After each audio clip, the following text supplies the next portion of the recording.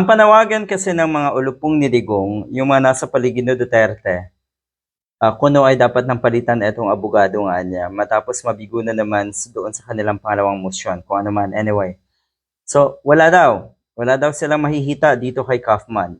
Yan din ang mukhang gustong isuggest na ni Sara Duterte sa kanyang ama na si Digong.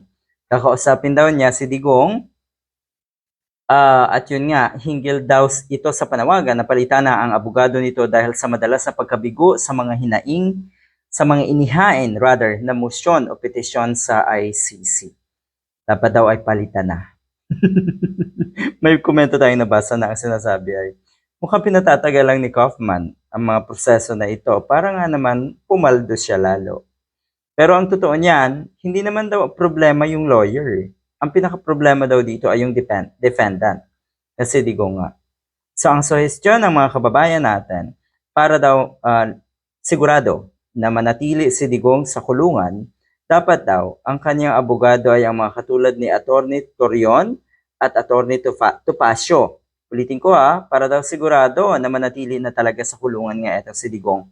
Dahil siguro naman ay alam nating lahat na lahat daw ng kliyente nga natin si Topacio ay nakukulong. So sa case ni Digong, lalo daw mananatili sa kulungan etong si Digong kung sakali nga na si Topacio ang maging abogado neto. O ayan.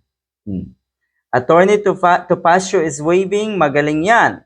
Marami nang naipanalong kaso ng kalaban. Yun. Ang ibig sabihin na ito, yung mga kaso, lahat ng kaso na hinawakan netong si Topacio ay walay, ay talo, at lahat ng kanyang kliyente nga daw ay naipakulong. Pero mas kapanipaniwala yung sinasabing ang problema dito ay hindi lawyer.